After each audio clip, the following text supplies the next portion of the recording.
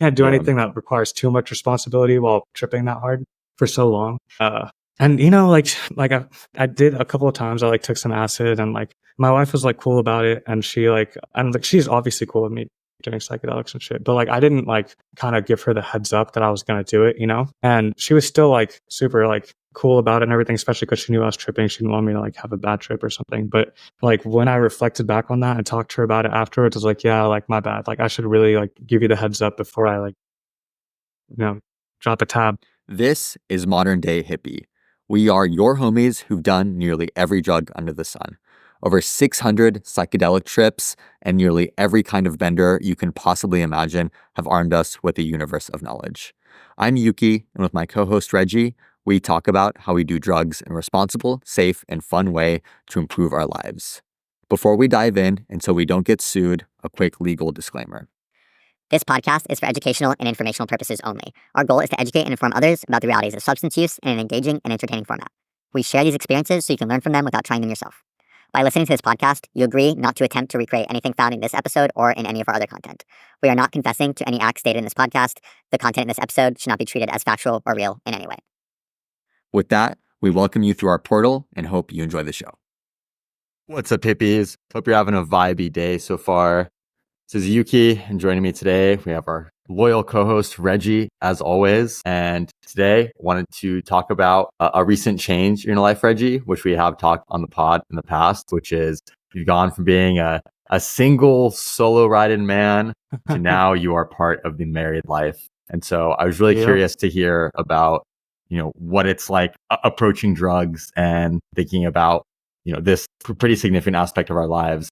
Now that you're married, you know, you got the house, you got 2 dogs, you know, you might be thinking of kids on the way in the not too distant future. Really curious to dive into how you're thinking about that now that you're a far more real adult than I am.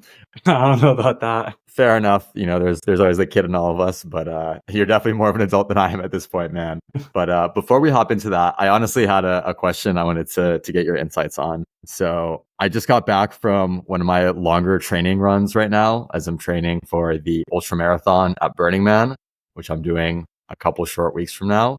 Well, they have an ultra marathon at Burning Man? Yeah, dude. It's shit. pretty nuts. And honestly, I'm going to be woefully underprepared for it. Like, I'm actually a little bit concerned, but shit, I'm going to put it all out on the line and we'll see how it goes. But I've been debating with myself if I should do any substances on my ultra marathon at Burning Man, because if there is a race to do drugs during, it is absolutely Burning Man Ultra. And so I wanted to get your short take on if you think I should try anything. Like, do people all like trip or something during the marathon? Is that like a thing? I have no idea. I honestly have zero context on this race other than knowing that it exists. And there is a somewhat sizable group of people who do it every year. But like I've mentioned in past Burning Man episodes, like the drugs, the music, and the partying are only a small part of the experience. And so I honestly would assume that most people who run the ultra do not do drugs. Because I mean, dude, there's like adults, there's parents, there's grandparents and stuff who go to Burning Man and don't do any of that, like more heinous shit. But you know they'd be cool with you doing it though, which is why it's like an option. Yeah. Absolutely. And always an option, but you know, this is like, you don't even have to feel bad about it type of thing. Like, absolutely. Yeah. And like, I wouldn't even tell them about it, because even at Burning Man, you got to be really careful about how openly you do your drugs, because you never know who's going to be an undercover cop. Like, who knows? Maybe one of the undercover cops is running the ultra. Unlikely, but possible. So I would definitely be some of those cops are it. Fit, man. Honestly. Dude, yeah. Well, I guess my question for you is, how long does it take you to run an ultra? Because that makes a big difference in my answer. Yeah, so for this one, I'm budgeting probably around 6 hours. 6 hours? Yeah. You could totally, I would do acid for that. You could totally do like some acid, not too much, you know, but I feel like it would help you get going. Like, we have that one friend that ran 75 miles over the course of like 4 days. And towards the end of it, while being homeless the whole time, by the way, just like rated my pretty cool thing he did this.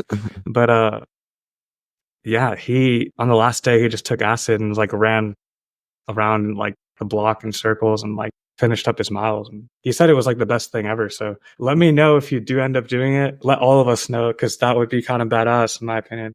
I'd love to see what the runner's high is like for an ultra. Fuck. Like while tripping? Damn. Yeah, no, I can only imagine. And it's funny that you mentioned acid because that was the one I was also, if I am going to do a drug while doing my ultra, it is absolutely going to be acid.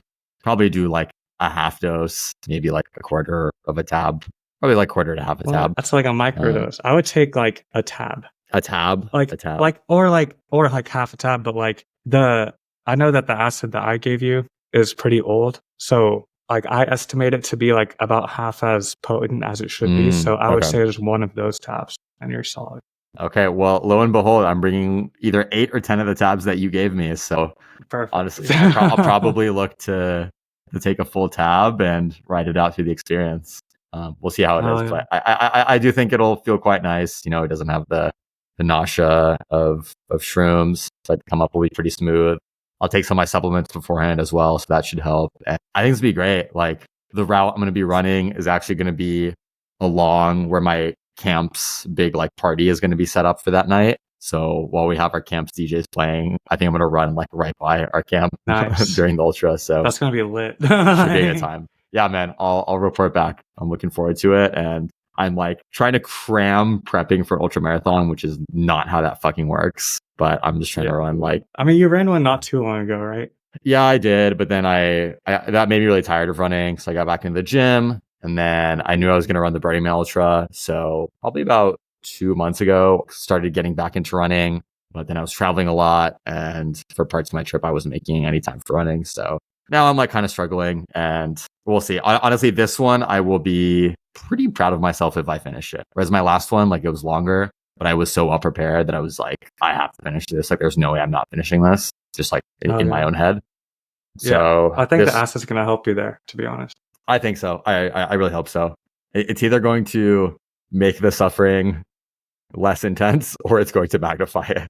I'm not 100% well, I guess it sure could go both ways, but I don't know, man. Knowing you and you've done a lot of running and think that your body will take well to it. But keep us updated. I am very curious. I'd say stay away from nose drugs and stuff. Like you don't really want, in my opinion, anything clogging up your air. Yeah, dude, I couldn't agree more. And actually this year I'm going to the Burn a week early for build to help my camp like put together our thing. And so I'm pretty sure that for that first week of build, I'm going to stay away from probably all drugs. Or if I do anything like solely oral stuff, just because I want to keep in relatively good condition because the ultra happens towards the beginning of the main week of Burn. So it's like, I'll get out of the way and then I'll get on with the week and I can get into my debauchery and usual stuff. But I'm going to have to stay in pretty good condition before the ultra. Because otherwise, I'm just going to probably fuck myself. Damn, yeah. Yeah, dude. That's a good call. If you were like, even if you were just casually doing like a bump of K or something, I feel like that would like hurt you so much.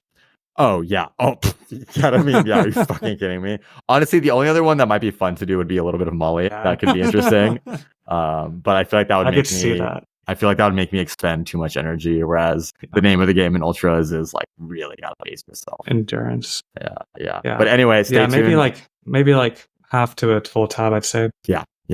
For sure. We'll go for it. Well, cool. Yeah, stay tuned, guys, for the trip report on that in the not too distant future. Hey, hippies. We hope you're enjoying the show so far. If you're listening to this on Spotify or Apple Podcasts and are having a good time, you need to come over to YouTube and subscribe to the Modern Day Hippie YouTube channel. We publish exclusive video content, and I promise you the experience is richer and more interesting. So if you're getting any value at all, stop what you're doing, open up the YouTube app, and subscribe at Modern Day Hippie. If you're watching this on YouTube and aren't subscribed yet, what are you doing? Go press subscribe. Thank you, and enjoy the rest of the show. Now that we got that out of the way, Reggie, let's hear about it, man. Drugs, married life. How's it been, man? Yeah, man. So there's like a few things to consider here. I'd say like when I'm talking about the difference between like married life and doing drugs versus not married life and doing drugs, I think a big factor for me is that when I got married, and even a little bit before, but pretty much around the time I got married is also when I bought my house and moved in with my wife. So living with someone else and doing drugs, as you guys all know, is its own whole thing. And then being married to them on top of that, sharing a room and a bathroom and like every little like piece of dead time pretty much like with each other when you're home is like a whole other thing. So there's a lot of things to consider here. I think like some of the most like some of the things that you notice like immediately is that like you can't really like neither party, like neither me nor my wife like can really like hide our drug use from each other. Not that we like would like, or not that we'd even need to, but like when we were just dating and stuff like that, like one of us could like go over to the other person's house and like maybe like feeling a little bit high or something when I come over, and it's like a casual thing, but maybe the other person doesn't notice, and it doesn't really matter because like neither of us even care anyways. But now it's like as soon as I'm a little bit not sober, dude, my wife's like, "What'd you do? What'd you take?"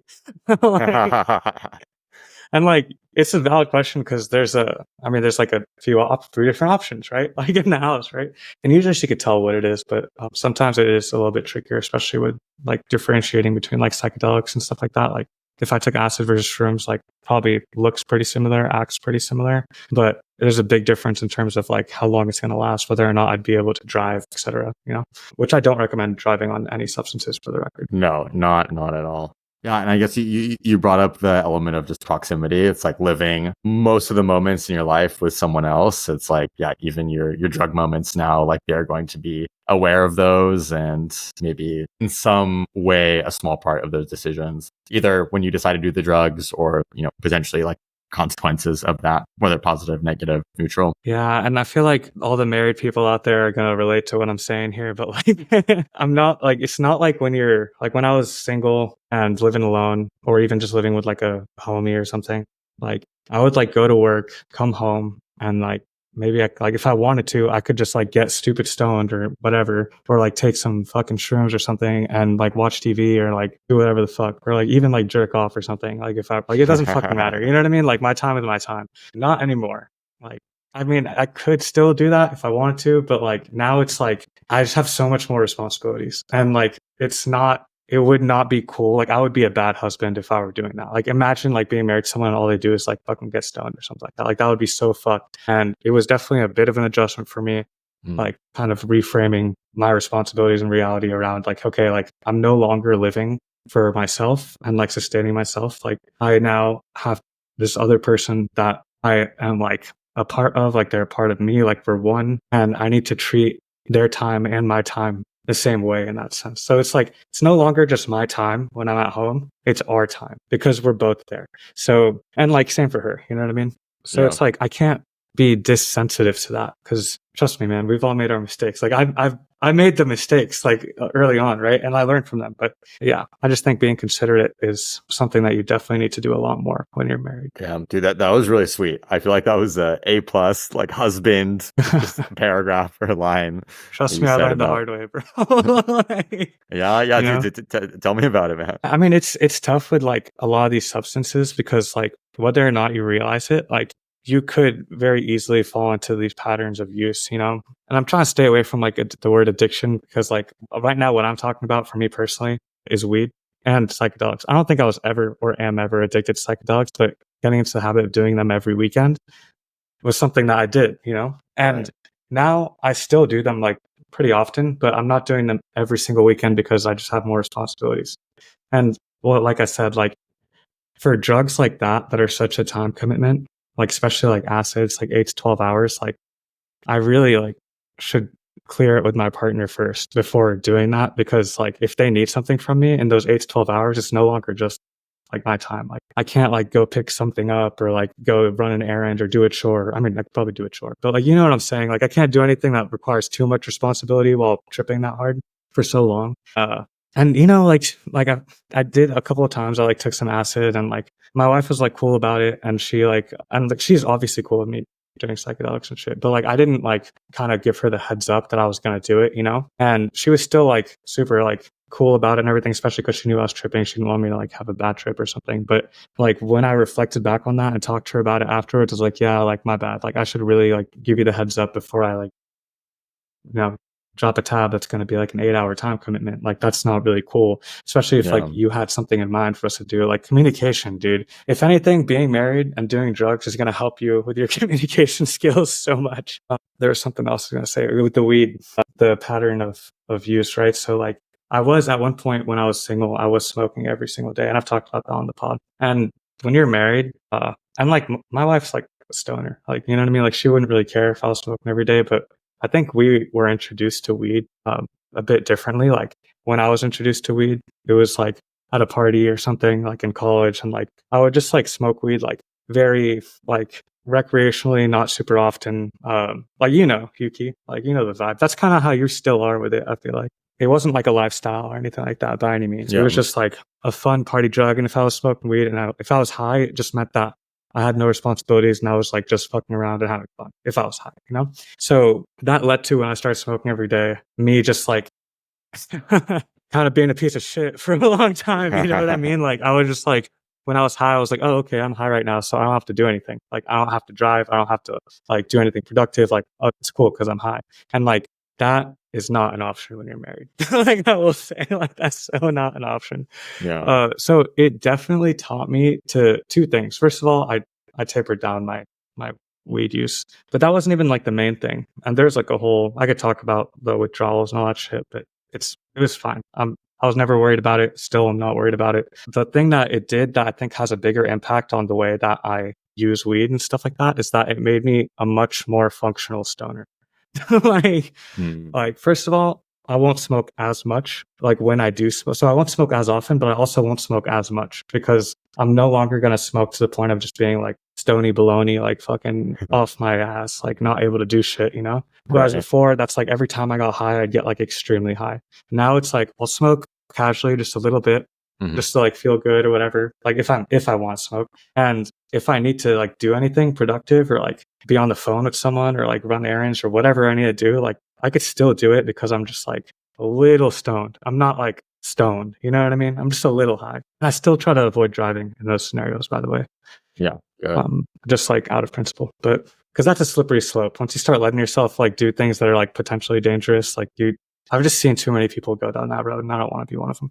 But I totally agree I with you there. definitely look at weed differently, and I'm like way more functional on it. And I think that's like overall a very good thing for me because like I could like if I wanted to do this podcast high, I could. Like, you know what I mean? For example, I'm not high right now. I'm sober for almost every episode. I think maybe there was like one or two where I was high. But before, like when I was single and like when I looked at weed differently, like if I was high, I was just like, I'm not picking up the phone. I'm not doing jack shit. And like, that's just, you don't want to piss away your life like that, So my wife helped me with that. And I think her being a stoner also like helps teach me like, yeah, it's like super possible to just like be high and like completely functioning. Yeah. Would you say your wife has gone on a similar journey since you guys have gotten married? I think so. I think she like, it kind of goes both ways. And that like, I know for a fact that she like views it the same way in terms of like the shared time and like being there for each other and stuff like that. As far as like the drug use, like I can't say that like her perspectives have changed as much as me. I think I've learned more from her when it comes to some of that, but she definitely does do a lot more psychedelics now that we're married. Oh, really? I mean, yeah, just because like I'm doing them more, and like if she wants to do them with me, but she wasn't really tripping that often before we were. I mean, like I've told the story of our proposal and everything, but she wasn't. She definitely did psychedelics before, but not like most people don't do them the way that we're doing them. Yuki, like we're doing them pretty often. Like yeah, no, that's very true. Also, the way you talked about kind of smoking weed in greater moderation, like.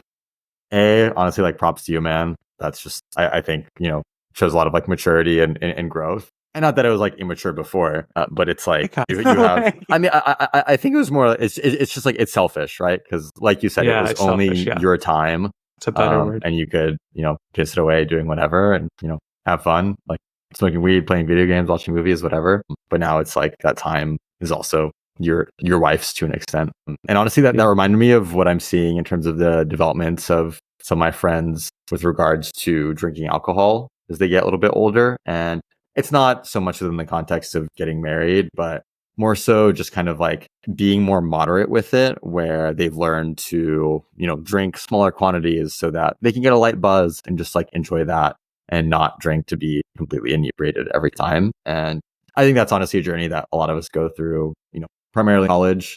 For me, like I was drinking to get blackout drunk every time for my first, I don't know, probably like 6 to 9 months of drinking, and then slowly chilled out. But like not by much, arguably. But even No, a lot he of my did friends. not chill out that much. No, fair. Yeah, might be.